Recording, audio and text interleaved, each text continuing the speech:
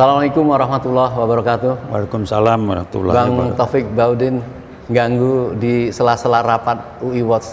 Siap. Kayaknya tentu paling tidak menyinggung lah tentang suhu politik yang berkembang baru-baru ini.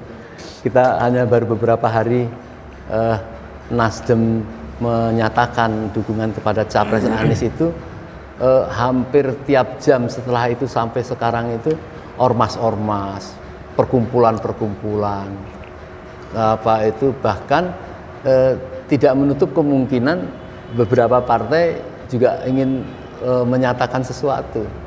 Saya tidak perlu sebutkan ormas-ormas, kelompok, kumpulan-kumpulan orang yang sedang meminta jadwal untuk menyatakan dukungan kepada capres yang didengungkan oleh Nasdem. Tetapi bahkan Golkar, ya, bukan Golkar lah. Kalau orang melihat Akbar Tanjung kan tidak bisa memisahkan antara seorang Bang Akbar dengan Golkar. Nah, itu nampak dengan tidak kesabaran, beraninya, padahal sudah tahu Golkar itu termasuk kelompok KIB yang tentu ditata oleh penguasa untuk melakukan calon tersendiri. Nah, itu dulu mungkin dari Bang Taufik, mungkin bisa, saya kira Bang Taufik tentu punya hubungan sahabat lah sama Bang Akbar ya. Kira-kira apa maksud dari Bang Akbar ini dalam kaitannya dengan Golkar ini?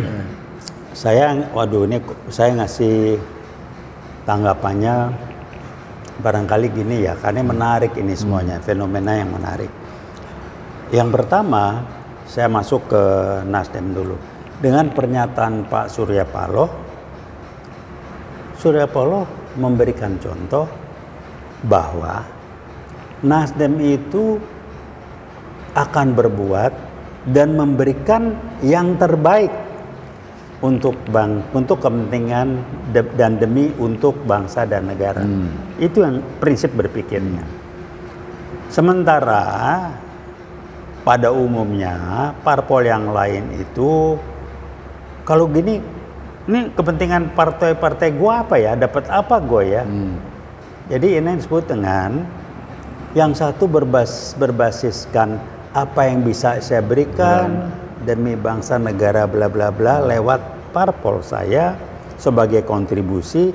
Yang lain, gua dapat apa dari bangsa dan negara demi dan untuk parpol gua dan gua. Nah, gitulah kira-kira ya. Nah, tentunya ini menarik karena saya ulangi lagi, satu-satunya partai yang koalisi yang tidak ketuanya ikut masuk dalam kabinet adalah Nasdem. Kok muji-muji? Bukan muji-muji, saya hanya mengatakan ini faktanya, ini maknanya. Bukan muji-muji, ngapain muji-muji ya, dan gak ada guna juga. Nah, pernyataan Bung Akbar, dia hanya menunjukkan bahwa dia sebagai individu, sebagai senior di Golkar itu sebetulnya berpikirnya begitu. Apa yang mestinya dia ngirim pesan yang tersiratnya ke Golkar itu, mestinya Golkar itu jangan berpikir gua dapat apa nih?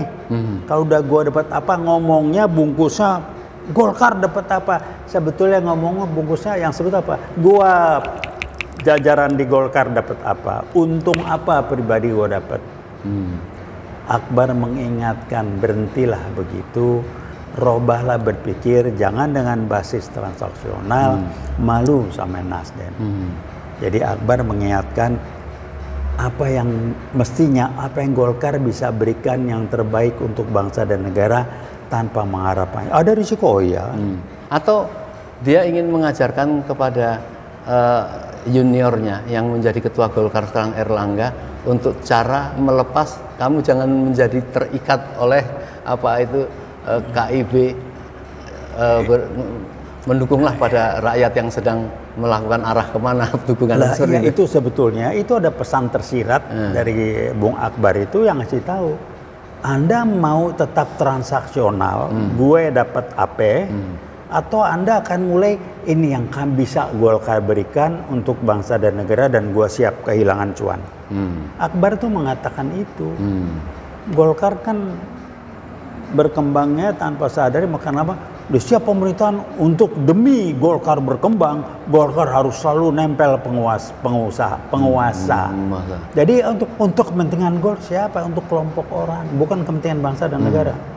Ini jangan dibantah sebab nggak akan ketemu. Kalau basisnya politik itu cair, politik itu dinamis. Gambaran orang yang tidak punya prinsip tapi mengatakan gue begini karena politik memang begitu. Black kambing mentality. Itu omongan itu diterima, dianggap itu yang benar. Jadi akibat dari apa yang disampaikan oleh Bang Akbar itu bisa menjadi kekuatan di grassroots, bisa menjadi snowball Saya bola kalau buat salju. parpol, saya sih belum terlalu yakin ya. Karena ini kan pilihan orang sudah biasa dengan nilai-nilai transaksional, gue dapat apa, itu nggak semudah ngebalik tangan, nggak semudah. Tapi mudah-mudahan menyadarkan hati nuraninya. Karena orang biasa, gue begini, gue dapat ini. Sekarang gue gini, gue nggak dapat apa-apa, imbalannya material atau non material berupa tepukan-tepukan, pencitraan, gue nggak dapet itu. Enggak semua itu nggak mudah bagi orang. Kenapa? Karena dia nggak mau. Jadi ya, apa yang terjadi? Akan terjadi di Golkar mesti ada yang baik yang juga mestinya tidak sedikit. Dia dibukakan pintu oleh Bung Akbar, ikut gua. Lo yang tidak nilai transaksional ikut gua. Sekarang pertanyaan Golkar ini, orang-orang di daerah yang Golkar dapat apa sih? Karena gua pejabat di partai, gua dapat ini jadi itu. Jadi partai dipakai buat kepentingan pribadi dia, bukan untuk cita-cita partai. Nah ini juga yang terjadi di P3 sebenarnya. P3 ini saya lihat tekad dari daerah-daerah itu, pokoknya dia akan ke Jakarta ingin memaksa si Mardiono apakah mau tetap KIP atau mau mendukung Anies, karena udah terang-terangan di grassroots itu dan dukung Anies. Kalau saya komentar gini, saya nggak nyinggung soal bukan karena dukung Anies ya, tapi saya nyinggung gini buat partai Islam. Amat saya tidak prihatin nggak, tapi amat sangat memprihatinkan. Ngomong partai Islam, ngomong ini ayat Quran, kelakuan lo menggambarkan itu nggak? Nggak beda, transaksional lo, transaksional kebanyakan. Ya. Coba. Itu ya, peringatan untuk partai Islam. Iyalah. Lo kenapa gitu? Ya karena memang nilai-nilai. Jadi dia ngomong Islam tapi perilakunya tidak berbasarkan nilai-nilai atau prinsip-prinsip apa yang diajarkan agama Islam. Jauh. Apa bedanya sama? Oh enggak berbeda, sama aja. Jadi kok bisa begini? Ya itu kualitas orang. Tolong difahami. Pemahaman tentang ilmu agama beda dengan dia menjadikan apa yang dia pahami sebagai keyakinan dan tampil dalam perilaku sehari. Apa tampilan perilaku sehari? Ujung dari ajaran itu ilmu agama cetek. Tapi ujung adalah bagaimana dia sebagai orang Islam, sebagai parpol Islam menjadi orang toh parpol yang rahmatan lil alamin dengan tulus, ikhlas, bukan transaksional. Bagaimana? Ya itu yang saya lihat perlawanan dari bawah itu karena melihat semangat keagamaan, menjaga kehati-hatian di tingkat atas itu tidak seperti itu. Ini perlawanan itu berasal dari itu. Kalau dari bawah itu nampaknya ya memang cukup kental lah dalam. Iya, kesian yang di bawah yang bawah itu begitu. Ya. Makanya muncul Islam Nusantara. Ketawa gua. Kenapa ketawa? Karena dapat cuan. Nah jadi begini, bagaimana saran dari Bang Taufik untuk mewujudkan euforia dari masyarakat ini seolah-olah sudah akan ada perlawanan kepada katakan rezim yang terlalu dekat sama oligarki atau bahkan dikendalikan oligarki itu. Ini kan masih tahap awal kan. Artinya sudah dinyatakan kemarin oleh KPK bahwa dia tidak peduli terhadap apa yang dilakukan oleh Nasdem. Artinya dia tetap akan memproses Anies seolah-olah ada kaitannya terhadap itu. Nah ini yang masyarakat kayaknya sudah tidak tahan, mau beradu argumen. Udahlah ya, sumber masalah semuanya adalah ini permainan PKI gaya baru. Ciri-cirinya apa? Gampang, saya bilang gampang betul. Siapapun, instansi, pejabat, siapapun yang memusuhi, bertindak berbuat merugikan umat Islam dan atau TNI, kepanjangan tangan, terpapar, atau dia adalah PKI gaya baru, udah itu aja. Itu satu. Kalau Firly saya udah ngomong berkali-kali, ini kan jaringan strateginya. Maaf saya mengatakan, dikoreksi kalau salah silakan.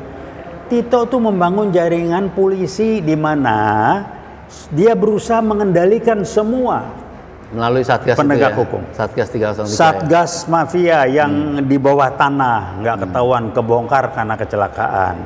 Firly dipasang dengan mengeluarkan orang-orang KPK yang ini segala macam. Jadi kepanjangan tangan bisa dipilih, sehingga apa? Hukum dipakai buat kepentingan mereka. Kepentingan siapa? Ya kepentingan ide mereka. Ujung-ujung apa kalau ekstrim? Kali Pak Tito nih pengen jadi wapres atau pengen capres. Dan kenapa komandan polisi yang paling besar yang namanya Presiden kok menang wae? Apa? Dia tahu dan dia membiarkan dan dia mendukung. Hanya gaya memimpinnya seperti itu. Loh kok nanya saya? Lah Anda orang nomor 1, polisi di bawah Anda. Bagaimana ini ramai di media? Dibantah aja. Bagaimana dia melobi untuk menempatkan mantan Kapolda Papua jadi wagub. Ngapain urusan apa? Dan dia ditempatkan sebagai Menteri Dalam Negeri. Itu bukan cuma masang. Presiden pun ada ide, ada rencana tertentu. Siapa yang apakah ide dia atau dikendalikan kelompok PKI yang baru? Wallahu alam bisawab. Saya sih ngelihat lah, udah. Saya mencoba, oh petanya begini. Termasuk yang di Jawa Timur ini bisa kecelakaan, meledak. Dalam rangka barangkali mau uji coba kalau kita bikin sekian orang mati atau bikin keributan, ributnya sampai mana nih? Ini ngetes case ini. Ada yang bilang nih killing field-nya silakan aja. Masa nembakin pakai gas air udah tahu. Dan omongannya itu yang sangat enak. Sudah sesuai SOP. Kok bukan lihat result-nya, lihat SOP-nya. Anda kerja itu yang dicapai bukan caranya. Tujuan Anda tercapai nggak dengan apa yang Anda lakukan? Mikirnya dibenahin. Itu mikirnya cara jadi tujuan. SOP jadi tujuan. Nggak bisa lah. Nah dibantah, tidak ada SOP boleh pakai gas air. Nah ngomong apa? Ini kan saya bilang mainannya sehingga ya ada medsos baru. Polisi sekarang ini tentu tidak semua polisi ya, tapi oknum-oknumnya. Kalau ini korban yang disalahkan, kilometer 50 yang salah korbannya, Yosua yang salah Yosua, sini yang salah penonton. Orang-orang yang mati dari sebagai orang jadi korban itu yang disalahkan. Nah suka-suka dia, ini udah meninggal, dia begini ngarang aja. Saya cuma mikir nih mau tambah lama kok tambah nggak karuan ini ya, mau kemana sih ini larinya? Kemarin tuh diskusi-diskusi di Jakarta ada beberapa tempat itu membahas problem-problem itu, tapi akhirnya memang tidak akan mungkin berharap memperbaiki dengan kekuasaan yang ada, sehingga apa campur tangan dari masyarakat atau katakanlah kasarnya dikatakan harus ada social society yang terbentuk memaksa, itu nampaknya harus menjadi bagian, kalau tidak bisa menyelesaikan itu. Nah, kita berharap tentu dengan adanya pendukungan terhadap pencapresan ini, paling tidak berharap perubahan itu kan nanti pada saat capres itu. Ini insya Allah tetap mengelilingi akan sukses ya menurut Bang. Iya, jadi silakan aja. Ini kan hitung-hitungan. Firly ingin memanfaatkan posisi jabatannya untuk mengganjal lawan politik. Sebab kalau Anies jadi terpilih, ini terbongkar habis ini. Ya, PKI gaya baru selesai, oleh so-called segala macam itu beres, dibongkar habis. Ini artinya to be or not to be. Lah kalau dia mau berarti silakan itu, risikonya silakan aja itu. Kalau rakyat mendiamkan ya hitungan lu benar. Kan secara sederhana Ahok itu diberesin. Itu apa yang hilang-hilang itu Harun Masiku diberesin. Itu jelas kok. Ini kok yang enggak dikorek-korek, dikutak-katik, ini apa sih? Jelas benar gitu. Hari apa? Frustrasi, jadi nekat, jadi mainannya kasar. Main kasar apa? Gua yang berkuasa, lo mau apa? Cari payung hukumnya, kudeta konstitusionalnya PKI baru. Mencari kebenaran dengan undang-undang ini dia karang. Ini sama riset mengatakan kudeta konstitusional adalah salah satu strategi PKI baru kejadian. Buat apa kudeta? Membenarkan ketindakan perilaku dia yang sewenang-wenang. Oh, ada undang-undang. Kejadian. Saya ingat lagi teman saya yang berisut itu dia ketawa aja. Saya bilang, aduh Anda benar lagi. Saya tadi nggak gitu nangkap, udah tahu undang-undangnya dirobain, benar. Nanti kan Baik. alasan. Wah, alasan apa? Saya ketua KPK. Ini senior-senior di KPK yang dia betul-betul bekerja bukan demi untuk kepentingan politik, tapi demi untuk menegakkan keadilan, kebenaran, kejujuran itu disingkiri karena orang nggak bisa dipaksa. Oh, ke sana. Jadi strateginya jauh juga. Ini bukan mendadak, ini strategi jangka panjang udah disiapkan. Jadi kan kembali Bang TB mau ngambil posisi dari mana nih secara pribadi dalam mendukung suksesnya dukungan rakyat ini, secara pribadi mau ngambil posisi di mana? Apa UI Watch misalnya mau ngambil posisi sebagai konsultan independen memberikan masukan-masukan? Saya tidak pernah mau independen. Orang independen itu kalau dari sisi values, orang yang tidak punya prinsip. Ya. Saya akan berdiri, UI Watch khususnya berdiri, bekerja, bergerak sesuai dengan prinsip atau nilai-nilai inti kita. Veritas, probitas, kita pakai itu. Siapa yang sama dengan ini, kita jalan bareng. Yang nggak sama, kita berseberangan. Gampang kan? Wah, saya independen. Mac, dalam values tidak ada values namanya independen, nggak ada. Nggak ada. Values itu apa? Keyakinan untuk kita memilih tindakan perilaku apa yang kita yakini dan kita pilih sebagai tindakan perilaku yang benar atau salah, baik atau buruk. Jadi tidak menempatkan sebagai penonton. Penonton tidak akan mengubah pertandingan, harus menjadi pemain di sisi apapun gitu ya kira-kira. Iya, pemain itu terjemahnya macam-macam ya. Kalau saya melihatnya beginilah, yang saya maksud dengan nilai itu. Kalau kita menempatkan nilai hormat kita pada orang tua, kasih sayang pada orang tua begitu penting. Kalau Anda dengar ada orang memaki-maki ibu Anda, apa Anda akan menjadi penonton? Saya netral aja, itu urusan dia sama ibu saya, apa itu? Enggak bisa. Values tidak berbicara begitu. Itu dipahami. Apa sih kalau gua nggak dapat apa-apa, gua nggak ada urusan. UI Watch tidak ada transaksional dalam nilai-nilainya. Gue udah lewat gituan semua. Wah, sudah selesai dengan dirinya. Saya nggak suka terminologi sudah selesai dengan diri. Apa yang selesai, apa yang belum selesai nggak tahu. Tapi itu pilihan hidup, kita mau pakai values yang transaksional atau values yang basisnya spiritual, jujur, tulus, give, memberi, abundance mentality. Itu pilihan kok. Diintrodusir dengan barat, selesai dengan tidak selesai. Lu belajar dari mana? Cuman orang ngikut. Sudah selesai dengan diri. Apa sih selesai? Lu baru selesai kalau meninggal. Meninggal baru selesai. Nah, selesai. Itu pakai selesai, belum selesai. Kok belum selesai segala macam. Udahlah. Baik, Bang TB, yang singkat ini saya kira dapat meramaikan, memberikan konspirasi kepada teman-teman yang di luar ya. Karena sekarang ini kan sedang saling membaca sesama kita. Yang penting jangan sampai gagal kesatuan umat ini dalam menentukan cita-citanya yang sedang menghadapi satu problem yang sangat besar di negeri ini. Ya, catatan saya terakhir beginilah. Dengan Bung Akbar tampil dengan pilihan seperti itu, mengingatkan di internal Golkar dan mengingatkan parpol-parpol yang lain yang ikut kelompok ini, kelompok itu, terutama parpol-parpol yang katanya Islam. Parpol lu sudah rahmatan lil alamin buat bangsa dan negara nggak? Jawab. Iya. Atau lu mau koalisi ini koalisi supaya lu bisa duduk lagi transaksional? Jawab aja gitu. Iya, harus jelas ya. Jelas. Jadi jangan pakai agama tapi ini sitir hadis, sitir ayat, kelakuan lu tidak seperti apa yang lu ini. Baik, semoga keterpurukan selama ini partai-partai Islam akan bangkit melihat kenyataannya apa yang diidam-idamkan dan didukung oleh rakyat. Terima kasih Bang TB. Terima kasih kembali. Assalamualaikum warahmatullahi wabarakatuh. Waalaikumsalam warahmatullahi wabarakatuh.